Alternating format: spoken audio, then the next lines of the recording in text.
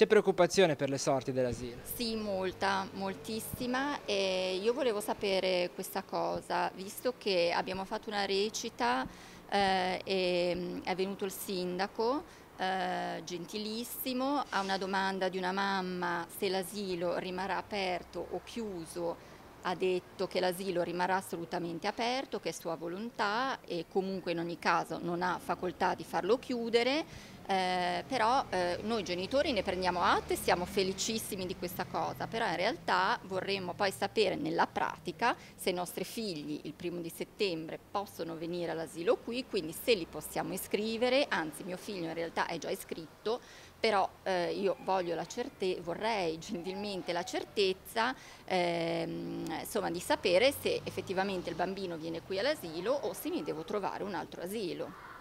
Qui si trova bene il bimbo. Benissimo, è stato forse l'anno migliore che abbiamo fatto, mio figlio ha già 3 anni che appunto fa l'asilo, ne deve fare ancora un anno, essendo di aprile, ma veramente è stato l'anno più tranquillo, più sereno, più gioioso che abbiamo fatto, con 2 maestre, devo dire, favolose, con cui ci siamo trovati benissimo.